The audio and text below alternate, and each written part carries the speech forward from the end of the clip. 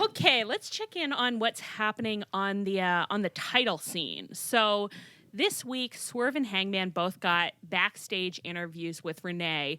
I thought Renee did some great acting during these. She loves like ending these little segments. Like they're giving these crazy speeches at her and she's just looking around like, okay, it actually has nothing to do with me. I mean, I would love to give one normal interview around here. It's really like the one season that she was on Total Divas with Mox, and like every time someone started to do something dramatic, like or get in a fight at dinner or something, she'd get this look on her face like, oh no, oh, I don't want to be involved in this, and then she would just kind of like not say very much, and that is her vibe. Yeah, it's a little like she's like, I can see you feel really strongly about this, and then after work at drinks, she's just like, the shit that people were saying to me today, like I didn't go into your baby's nursery. But like my favorite thing about her is the vibe is like she does always want to hear it though. Oh like, yeah, right. She's always going to be at that dinner. She's going to be at the table. She's just like, oh wow, are you guys fighting? I wouldn't do that, but I'm going to watch. She's like, the stuff you're saying, it's not what I would say, but it is entertaining to listen to. I will give you that. She's so good. She had so many interviews in this episode. I was like, boy, she's really taking work away from all our other mediocre backstage interviewers. In some ways, I worried when I was reflecting on what she had done this past episode, and I thought, where is Alex Marvez? My son, in a sense. I'm like, yes, it was kind of like it was bad when it was like only men did backstage interviews, and it's so much nicer with Renee, but they've got to give Alex Marvez at least one little moment where he's somewhere he shouldn't be trying to get an interview from someone who doesn't want to talk to him. Exactly. I think that Alex Marvez should be permanently on, like, he's in the investigative bureau. You know what I mean? He's working for Spotlight. He's hunting down stories. He never gets assigned like a nice little interview. He's always skulking around somewhere, being like, can you give a little scoop to Alex? And everyone's always like, no. They should send him to Japan to find Jungle Boy and like figure out what's going on. Oh my God. And Jungle Boy like beats him up or something. Yeah, because he's bad fun. now. He's that bad would be great. now. I wonder if Alex Marvez can take a bump. I'd love to find out. That is such a good question. Maybe we should ask someone. Well, I just pictured us asking him and him giving us that injured owl look. Why would you want to hurt me? Just looking at you like, I have children. Why would you want me to take them? Do we not have workplace protections? The safety record around here. Okay. Anyway, so in these backstage interviews, we had Swerve. Swerve went on this long impassioned speech where he was being like, God could come down from the heavens wanting to fight.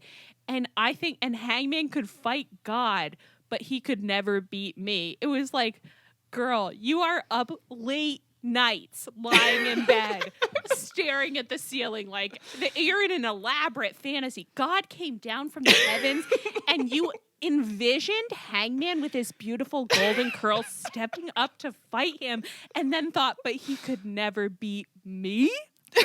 You are down bad, sir. It's like, these are some elaborate fantasies for sure. Wow. It's Renaissance shit. The amount they were like bringing Swerve and Hangman like throughout the show to like obsessively talk about each other and stare at each other, like I love it. This is the kind of threading. It's fan service, and it's so important, actually. It's so important. We also had a Hangman wearing a gold chain, and he hit us with this transparent lie. He said, Swerve seems to think about me a lot. I don't think about him at all. If he says he can beat me, I would say it doesn't matter because he's not the world champion. Samoa Joe is. I'll be watching tonight. And if Hook wins, God be with you. The biblical language that is popping up in the bleak midwinter of wrestling, I personally love it. But it is starting to, like, I'm hearing it more and more. They're going to start throwing a behold in there. It's going to be all over. Hark. Yeah. Hark.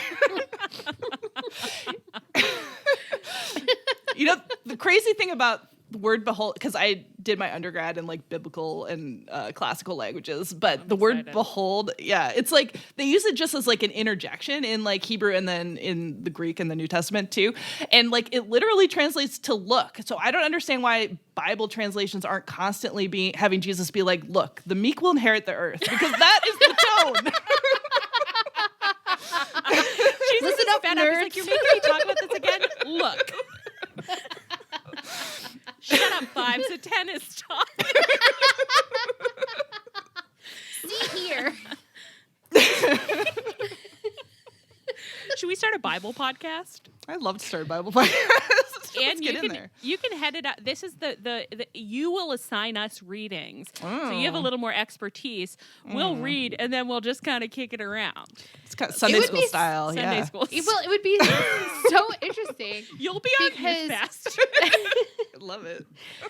because it would be so good though because Allie, you're Jewish, but you were raised in a Catholic Yeah. school, and I went to And- Catholic school, but yeah. yeah, and you were raised like Christian, but not Yeah. like yeah, and Evangelical. Yeah. yeah, and I was extremely cafeteria Catholic, so I'd really love to see what our three backgrounds. I have really never bring- heard the term cafeteria Catholic before. Oh, really? I'm obsessed with it. Yeah. You pick and choose what you want. You're just like I guess taking I- birth control willy nilly. Yeah. I only know Christmas and Easter. I know that term, but Also cafeteria a Catholic. classic type of Catholic to be. Yeah. Wow. There's so many good types of Catholics to be. I mean, these old religions. Anyway, I don't know what we're talking about. Behold. Behold. Swerve also really went ham on his eye makeup this week. Oh my God. I would say this is the week, and you know what? I love it every week. Okay, so Swerve, don't stop. Keep expressing yourself via the medium of eye makeup.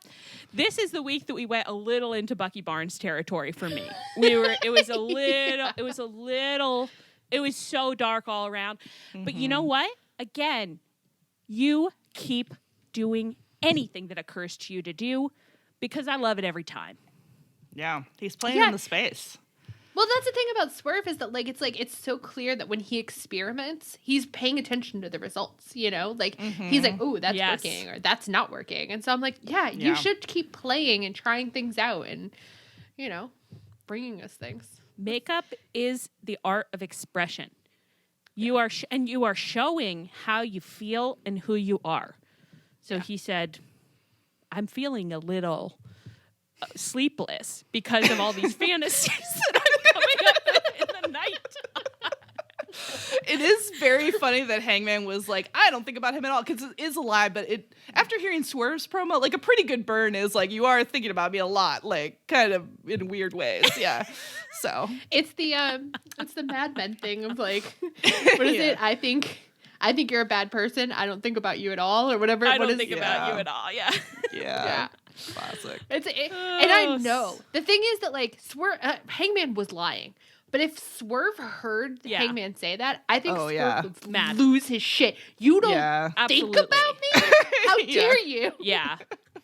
And that's the sexy. It's so sexy for Hangman to be like, okay, I'm gonna no sell it. I'm just gonna be like, I don't think about you, and he's convincing himself almost. He's like, and actually, I don't. And it's so sexy that Swerve would not be in a position to like think about that logically in the moment. It would just be like, don't fucking say that to me. Oh, you don't think Yeah. about me? Don't you fucking say that to me? Yeah. Okay, so we got all of that, and then later Samoa Joe versus Hook main evented Dynamite.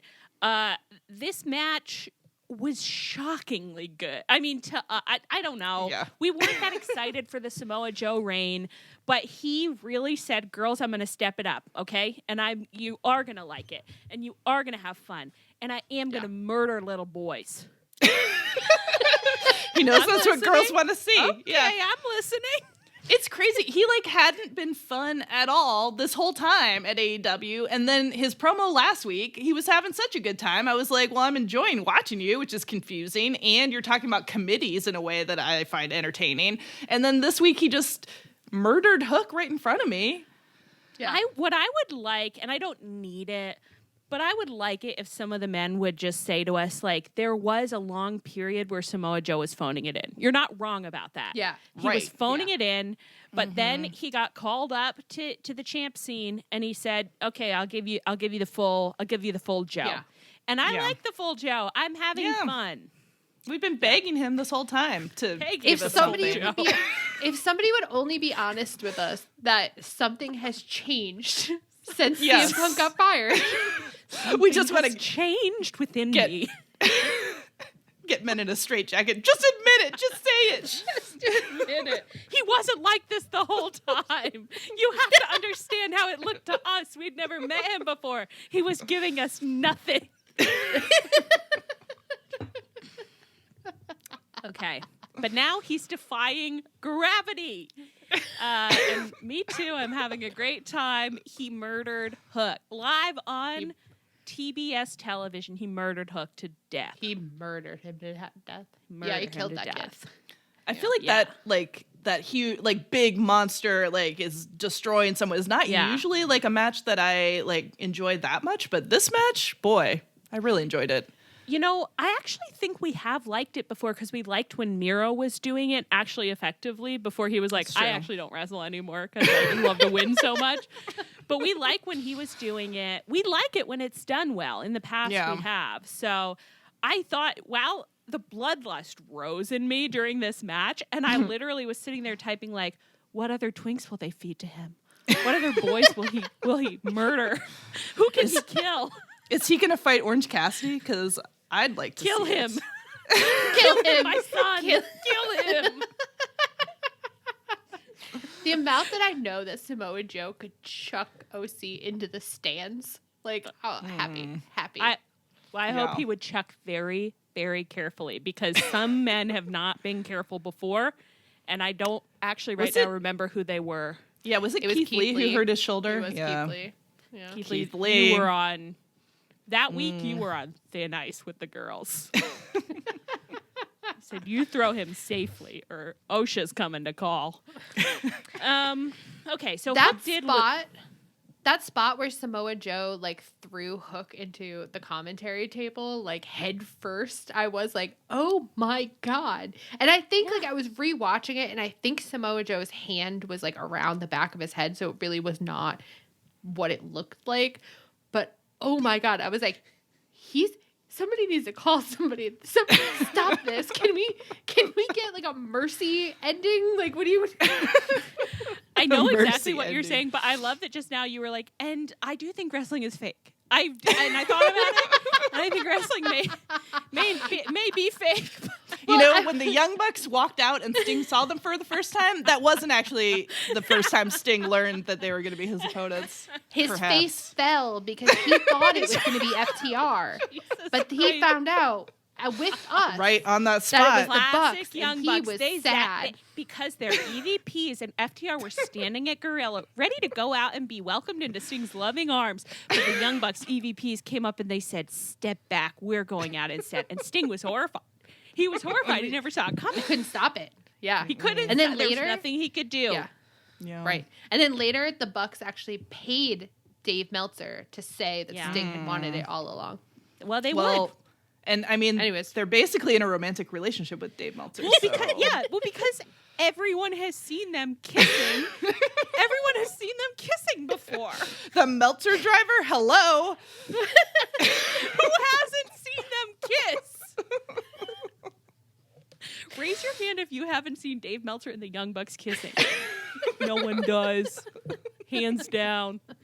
Okay, well, we've wandered a little bit. Yeah, no, but I agree. It did look absolutely insane. And then when Smojo was just strutting around the ring, just great work. Funny. Had a great time. Love Yeah. that. Funny, love it. Hook did lose, but then he did a bit. He got choked out, which I think there were a number of funny conversations about that online with people being like, it looked silly, and I was like, I think you guys are like UFC pilled or something. Like, you know too much about fighting. Trust me, just to normal, casual violence enjoyers, it looked scary.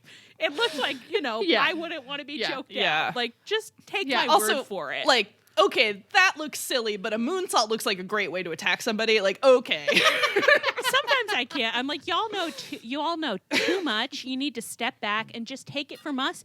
We've been watching this sport for 3 years. It looked like violence. Okay, so don't worry about it. It looked bad. But Hook kept kind of staggering to his feet afterwards, like to be like, no, I'm not done. And Samoa Joe kept coming back to the ring to be like, sure, I'll fucking beat you up again. And then eventually Hangman's music hit and he ran out kind of to save Hook from himself, like, which is pretty funny to just be like, dude, just lie down. Little buddy, just let him get out of here. Little buddy, just stay on your back.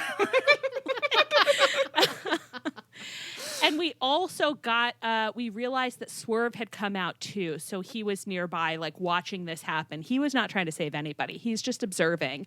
And we had a moment where Samoa Joe observed Hangman and Swerve, and you got a little bit of face acting like, fuck, these guys are not going to leave me alone.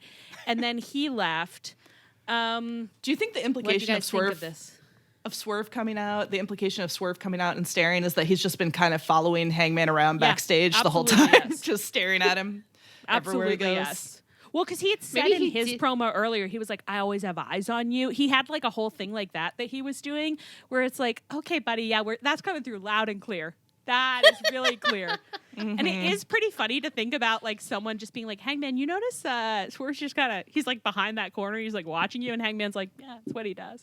But I don't think about him. Yeah, I just try not to think about it. But it's like weirdly satisfied where he's like, yeah, of course he's following me around. Oh. It's like one of those things where like the one moment like Swerve's not there, Hangman's like, where is he? What? Did he stop following me? Kate beaten Nemesis. Yeah. If Swerve didn't follow him around, he would be gut shot. He'd be rip shit. Yeah. Mm-hmm. Yeah. He's crying into a picture of Swerve next to him on the pillow. Why didn't you make it to our rendezvous? You don't want to fight? You don't want to sink my ship anymore? God. Okay. The two of them. Oh, they're really doing it like no Soulmates. others. What do you guys think? Any other thoughts on this? You know, I mean, what can I say?